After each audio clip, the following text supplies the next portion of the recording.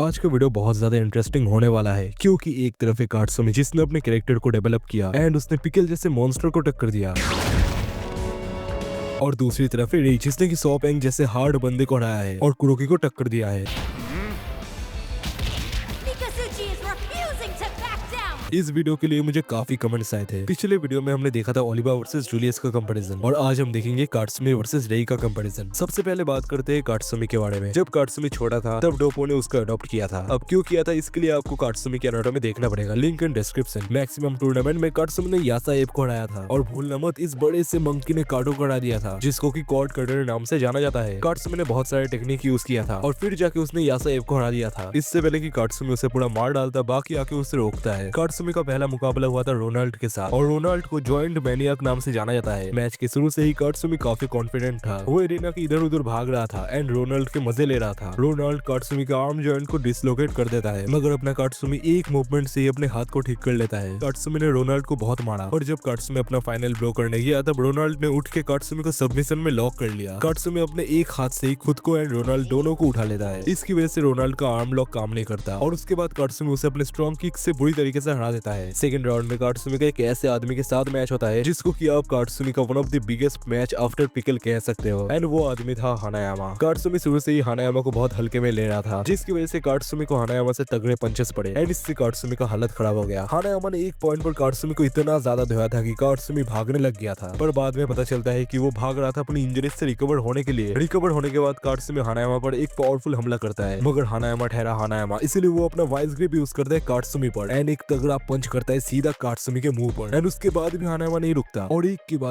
के बाद एक पंच मारता रहता है। काटो एंड सीडो सिनकिन पंचेस परफॉर्म करते हैं काट्सुमी का स्ट्रेंथ रिस्टोर करने के लिए एंड ये वही पंचेस है जो कि सबने काट्सुमी वर्सेस पिकल के टाइम यूज किया था। काट्सुमी ने फिर फोर्सफुली अपना स्पेशल अटैक मैक पंच यूज किया। इस पंच से काट्सुमी साउंड बैरियर को भी तोड़ देता है और इस मैक पंच से हानायामा का हालत खराब हो गया। काट्सुमी हानायामा से कहता है हार मान जाने के लिए मगर हानायामा अपना बैक काट्सुमी की तरफ करता है और काट्सुमी अपना लास्ट पंच हानायामा के टैटू पर यूज करता है। भले ही काट्सुमी ये मैच जीत गया था पर फिर भी उसको काफी ज्यादा डैमेज पड़ा था एंड इसलिए शिनसेनकाई के स्टूडेंट्स काट्सुमी को कैरी करके ले जाते हैं। ये one of the best fight है बाकी सीरीज का। काट्सुमी का फाइनल मैच हुआ था रेट्सुकायो के साथ। काट्सुमी ने सोचा था कि वो शुरू में ही मैक पंच यूज करेगा इसलिए वो धीरे धीरे रेट्सु के करीब जाता है पर रेट्सु ने अचानक से अपने इनविजिबल ब्लाइंडिंग टेक्निक यूज किया था काट्सुमी पर। काट्सुमी इससे ब्लाइंड हो जाता है थोड़ी देर के लिए और फिर थोड़ी देर बाद काट्सुमी रेट्सु पर मैक पंच यूज करने का ट्राई करता है मगर रेट्सु ने काट्सुमी पर सुन के ही टेक्निक यूज किया और ओनली रेट्सु के एक ही पंच से काट्सुमी हार गया। याद रखना इस टाइम काट्सुमी बहुत घमंडी था। उसके बाद कन्विक्ट सागा में जब काट्सुमी एंड रेट्सु प्रैक्टिस कर रहे थे तब वहाँ आया था डोरियन जो कि काट्सुमी को बहुत ज्यादा पेलता है एंड उसको मारने के बाद भाग जाता है पर बाद में काट्सुमी डोरियन को धोके अपना बदला लेता है। ये कोई फुल फाइट नहीं था इसलिए मैंने इसे डिटेल में एक्सप्लेन नहीं किया एंड काट्सुमी ने डोयल जैसे बंदे को भी हरा के रखा है एंड अब आता है काट्सुमी का सबसे बड़ा मैच, जी हाँ पिकल के खिलाफ। ये मैच काफी शानदार था एंड ऑल्सो इसमें काट्सुमी बहुत तेजी से लड़ा था। काट्सुमी का मैक पंच साउंड बैरियर को तोड़ देता है इसीलिए उसके हाथ पर भी डैमेज पड़ता है। काट्सुमी ने स्टिल अपने अल्टीमेट पंच से पिकल को हरा दिया था और इससे काट्सुमी का हाथ पूरा तबाह हो गया था और बाद में पता चलता है कि पिकल तो बस सो रहा था और फिर पिकल उठ के काट्सुमी का एक हाथ ही उखाड़ लेता है एंड ब्लड लॉस के कारण काट्सुमी वहाँ बेहोश हो जाता है। बाद में जाके काट्सुमी को रेट्सु का हाथ मिलता है क्योंकि रेट्सु को मुसाशी ने मार डाला था एंड ऑल्सो इससे काट्सुमी रेट्सु की टेक्निक भी यूज करना सीख गया था। वैसे मुसाशी ने रेट्सु को क्यों मार डाला और कैसे मार डाला एंड उनका फाइट ही क्यों हुआ ये सब जानने के लिए आप मेरी ये वाली वीडियो चेकआउट कर लेना। आई नो ये 2 घंटे की वीडियो है पर इसमें मैंने पूरा बाकी डोहू का मांगे एक्सप्लेन किया हुआ है जिसमें की फादर वर्सेस सन आर्क के बाद स्टोरी कंटिन्यू होता है। अब बात कर लेते हैं रे की। रे गोल्ड प्लेजर ग्रुप का फाइटर है एंड किंगन एनाइलेशन टूर्नामेंट के पहले फाइट में वो लड़ा था नेजु मासामी से और रे ने उसे इतनी जल्दी हरा दिया था कि टाइम का पता ही नहीं चला। सेकंड राउंड में रे लड़ा था सॉ पेंग से। रे ने सॉ पर अपने स्पीड से हमला करने का ट्राई किया था पर उसने रियलाइज किया कि सॉ का स्केलेटन बहुत ज्यादा हार्ड है और इसलिए अपनी स्ट्रेटेजी चेंज करके उसने सॉ पर क्लोज कॉम्बैट में बहुत तेजी के साथ अटैक करना शुरू कर दिया। सॉ ने इस फाइट को अपने हैमर ऑफ बुरमा टेक्निक से एंड करने का ट्राई किया मगर रे ने इस अटैक को डॉच कर लिया और इसके बाद रे ने सॉ पर बहुत तेजी से अटैक करना शुरू किया और उसने बहुत ही आसानी एंड तेजी के साथ सॉ के अटैक्स को भी डॉच किया था। सॉ ने रे पर फिर से हैमर ऑफ बुरमा ट्राई करने का कोशिश किया पर रे अपने हेड से सॉ के चिन पर अटैक करता है और उसके बाद वो सॉ पर बहुत सारे रैपिड पंचेस मारता है एंड एंड में उसके चिन पर एक पंच मार के इस मैच को जीत जाता है। और सही में इस मैच के बाद हम समझ गए थे कि रे कितना ज्यादा फास्ट है। फिर क्वार्टर फाइनल्स में रे लड़ा था कुरोकी से और कुरोकी को आप सब जानते ही होंगे कि वो कितने ज्यादा स्ट्रॉन्ग है एंड ऑल्सो किंगन असुरा के स्ट्रॉन्गेस्ट कैरेक्टर भी है। आई नो किंगन ओमेगा में नहीं है पर किंगन असुरा रखे तो है। रेई ने शुरू में अपने स्पीड से कुरोकी को अच्छा खासा टक्कर तो दिया ही था, पर धीरे धीरे रेई वीक पड़ने लगा। पर कुरोकी रेई के सारे मूव्स को प्रेडिक्ट करते हैं एंड उसके सारे पंचेस को इजीली रोक लेते हैं और कुरोकी रेई को बहुत ज्यादा पेनफुली डैमेज भी करते हैं। रेई अपना पूरा स्ट्रेंथ यूज करता है पर एंड में कुरोकी रेई को हरा के मैच फिनिश कर देते हैं। किंग एंड ओमेगा में रेई ने मेन वू क्लैन के अंदर ट्रेनिंग किया था और बाद में वो हार्टसुमी के साथ मिलकर कुछ ओम मेंबर्स को भी हराता है। हालांकि अभी तक हमें रेई का कोई बड़ा फाइट नहीं दिखा ओमेगा में, पर इतना तो पक्का है कि वू क्लैन के ट्रेनिंग के बाद रेई स्ट्रॉन्गर हो चुका है। अब बात कर लेते हैं काट्सुमी के पावर्स एंड एबिलिटीज की। काट्सुमी इतना पावरफुल है कि वो अपने कैरेक्टर से यासा एप जूनियर को डिफीट कर दे। इवन उसने अपने मैक पंच से हानायामा को भी डिफीट किया था एंड ऑल्सो डुएल को भी उसने इजीली डिफीट कर दिया था। काट्सुमी का पेन टॉलरेंस भी काफी अच्छा है। उसने कारो हानायामा का वाइस ग्रिप हमला संभाल लिया था। ऑल्सो डोरियन ने बंदे को पूरा मार ही डाला था एंड ऑल्सो उस फाइट में काट्सुमी को बहुत ब्लीडिंग भी हुआ था। काट्सुमी ने अपने मैक पंच से साउंड बैरियर को तोड़ दिया था, पर इससे उसके हाथों को बहुत ज्यादा डैमेज पड़ा था एंड एलेक्स को भी। और जब पिकल ने उसका एक हाथ उखाड़ लिया था उसके बाद भी काट्सुमी जिंदा था। और काट्सुमी की तेजी भी मत भूलना, पिकल के निकलते ही उसने बहुत तेजी के साथ 5 बार उस पर अटैक किया था। रेट्सु का एक हाथ मिलने के बाद काट्सुमी रेट्सु के मूव्स को भी यूज करवा रहा था एंड ऑल्सो अब उसे रेट्सु का स्टैंस भी आता है। अब रेई की पावर्स एंड एबिलिटीज की बात कर लेते हैं। रेई राइजिंग स्टाइल का मास्टर है। रेई को किंगन का सबसे तेज फाइटर भी माना जाता है। ऑफ कोर्स सेन उलोंग के बाद रेई ने मासामी को इतनी जल्दी हरा दिया था कि टाइम का किसी को पता ही नहीं चला। कुरोकी के साथ फाइट में रेई ने अपनी अल्टीमेट स्पीड अनलॉक कर लिया था एंड ऑल्सो रेई की ड्यूरेबिलिटी भी काफी अच्छी है। कुरोकी से इतना मार खाने के बाद भी उसने फाइट को कंटिन्यू किया था। 2 साल बाद रेई ने वू क्लैन में ट्रेनिंग भी किया था। अब टेक्निक्स की बात करने से पहले मैं बताना चाहता हूँ कि हम यहाँ सारे टेक्निक्स को नहीं देखेंगे क्योंकि सारे टेक्निक्स को हम कैरेक्टर्स की एनाटॉमी में देखेंगे। काट्सुमी की एनाटॉमी का एक अपडेटेड वर्जन जल्द आएगा जिसमें मेरी पुरानी वीडियो से ज्यादा डिटेल्स होगा एंड ऑल्सो रेई का भी आएगा। अब बात करते हैं काट्सुमी की टेक्निक्स की। हम यहाँ बात करेंगे काट्सुमी के मेन टेक्निक्स की। मैक पंच में काट्सुमी अपने जॉइंट्स को अच्छे से अलाइन करता है और देन अपने ओपोनेंट पर एक पावरफुल अटैक अनलीश करता है। उसने ये सबसे पहली बार हानायामा के खिलाफ यूज किया था। ऑल 5 वाइटल पॉइंट्स पर हमले के नाम से आपको पता चल रहा है। इससे काट्सुमी ओपोनेंट्स के 5 वाइटल पॉइंट्स पर बहुत तेजी के साथ हमला करता है और ये उसने पिकल पर भी यूज किया था। काउंटलेस जॉइंट में काट्सुमी अपने बॉडी में बहुत जॉइंट्स इमेजिन करता है। इससे उसका बॉडी एक इलास्टिक जैसा लगता है और फिर वो साउंड बैरियर को तोड़ के सुपरसोनिक स्पीड से हमला करता है। हिटलेस ब्लो से काट्सुमी अपने मसल को पूरा रिलैक्स करता है और देन एक व्हीप यानी कि चाबुक की तरह ओपोनेंट पर हमला करता है। इससे साउंड बैरियर टूट के ओपोनेंट पर हमला लगता है और इससे काट्सुमी के हाथ को भी डैमेज पड़ता है एंड ये हिटलेस ब्लो मैक पंच का ही अल्टीमेट फॉर्म है। अब बात करते हैं रेई के टेक्निक्स की। लाइटनिंग स्ट्राइक सबसे तेज टेक्निक है राइजिंग स्टाइल का। इसमें यूजर इतना फास्ट अटैक करता है कि ओपोनेंट को पता ही नहीं चलता कि वो कब नॉकआउट हो गया। ड्रीम वॉकिंग से यूजर अपने ही मल्टीपल आफ्टर इमेज बना लेता है एंड इससे ओपोनेंट को कंफ्यूज करके वो लाइटनिंग स्ट्राइक से ओपोनेंट को फिनिश करता है। सनफायर टेक्निक से यूजर बहुत तेजी के साथ अपने ओपोनेंट के प्रेशर पॉइंट पर हमला करता है, मेनली उसके ब्रेन पर एंड इसका डैमेज कम होता है पर इसकी एक्यूरेंसी बहुत ज्यादा हाई होती है। पर ब्रेन पर हमला करने की वजह से ओपोनेंट को काफी डैमेज पड़ता है और यही थे रेई के कुछ टेक्निक्स। अब आते हैं कंक्लूजन में। स्ट्रेंथ फिट्स की बात करें तो बाकी वर्ष का कैरेक्टर होने की वजह से काट्सुमी के स्ट्रेंथ फिट्स काफी अच्छे हैं। उसने 5 साल की उम्र में सर्कस के एक हाथी को पकड़े रखा था। इवन अपना काट्सुमी 300 किलो तक का बेंच प्रेस भी कर सकता है। ऑल्सो उसने यासेफ जूनियर को एरिना में बस एक हाथ से फेंका था। अब बात कर लेते हैं रेई के स्ट्रेंथ फिट्स की। रेई ने अपने ओपोनेंट के दोनों नीज को तोड़ दिया था। ऑल्सो उसने सॉ पैंग को गिरा दिया था एंड भूलना मत सॉ पैंग कोई ऐसा वैसा बंदा नहीं है, बंदा अपने सर से जमीन तोड़ सकता है। इवन रेई ने कुरोकी को इतनी जोर से मारा था कि इससे एक शॉक वेव तैयार हो गया था। तो जैसे कि आप देख सकते हो कि रेई के स्ट्रेंथ फिट्स उतने भी अच्छे नहीं है। आई मीन किंगन वर्स के हिसाब से ये काफी अच्छे हैं, पर फिर भी काट्सुमी के लिए ये फिट्स कुछ भी नहीं है, तो ये पॉइंट जाएगा काट्सुमी को। स्पीड की बात करें तो काट्सुमी ने बाकी के अटैक्स को बहुत जल्दी ब्लॉक कर लिया था। ऑल्सो उसने पिकल पर 5 बार बहुत तेजी से हमला किया था एंड ऑल्सो सिसिमोटो पर भी सेम ही हमला किया था। रेई की बात करें तो रेफरी के बिगिन कहने के बीच में ही उसने सॉ पैंग पर लाइटनिंग फ्लैश से अटैक किया था। इवन पॉइंट ब्लैंक रेंज से सॉ पैंग के किक्स को भी डॉज किया था और किंगन के शुरू में उसने अपने एक ओपोनेंट के 5 फिंगर नेल्स को भी निकाल लिया था, वो भी स्प्लिट सेकंड में। इसमें कोई डाउट बिल्कुल भी नहीं है कि रेई काट्सुमी से स्पीड में काफी ज्यादा आगे है। आई मीन बहुत ज्यादा। तो पॉइंट जाएगा रेई को। ड्यूरेबिलिटी की बात करें तो काट्सुमी की ड्यूरेबिलिटी काफी अच्छी है। ऑफ कोर्स वो बाकी वर्ष का कैरेक्टर है। सबसे पहले तो उसने हानायामा के वाइस ग्रिप अटैक को सर्वाइव कर लिया था, फिर उसने डोरियन के हमलों को भी सहा था। ऑल्सो उसने एक एक्सप्लोजन को भी सर्वाइव किया था, जबकि इससे पूरा एक एंटायर फ्लोर तबाह हो गया था और अपना एक हाथ पिकल के खिलाफ होने के बाद भी काट्सुमी जिंदा था। रेई की बात करें तो उसने सॉ पैंग का हमला झेला था। ऑल्सो कुरोकी के हमलों से पूरा टूटने के बाद भी वो खड़ा हो गया था। दोनों की ही ड्यूरेबिलिटी काफी अच्छी है, पर इस मामले में काट्सुमी को ही पॉइंट मिलेगा। तो आखिर में ये 60-40 का मामला है, जहाँ 60% चांसेस है कि रेई जीते और 40% चांसेस है कि काट्सुमी जीते। अब वेट, मैं समझाता हूँ। रेई बहुत शांत फाइटर है एंड उसकी स्पीड भी काफी ज्यादा है। वही काट्सुमी थोड़ा एग्रेसिव टाइप का है। आजकल वो थोड़ा शांत हो गया है, पर स्टिल उसके अंदर एग्रेसिवनेस है। वही रेई अपने स्पीड को अच्छे से यूज करना जानता है। एंड अब कुछ लोग बोलेंगे कि काट्सुमी बहुत ज्यादा ड्यूरेबल है, एंड यस काट्सुमी है, मगर रेई ने ऐसे ही एक ड्यूरेबल फाइटर को हरा के रखा है जो कि है सॉ पैंग। एंड ऐसे ही वो काट्सुमी के ब्रेन पर भी हमला करेगा और ये मैच काट्सुमी भी जीत सकता है क्योंकि उसकी स्ट्रेंथ ज्यादा है। तो अब मैं ये आपके ऊपर छोड़ता हूँ, कमेंट्स में बताना कि आपको क्या लगता है कि कौन जीतेगा। एंड प्लीज कोई ऑफेंड मत होना क्योंकि ये पूरा मेरा ओपिनियन चैंपियन है। एंड अगर आपको जानना है कि गाओलंग एंड मोहम्मद अली जूनियर में कौन जीतेगा तो उस पर भी मैंने वीडियो बना के रखा है, चेकआउट जरूर करना, एक लाइक एंड सब्सक्राइब जरूर करके जाना। शुक्रिया वीडियो देखने के लिए।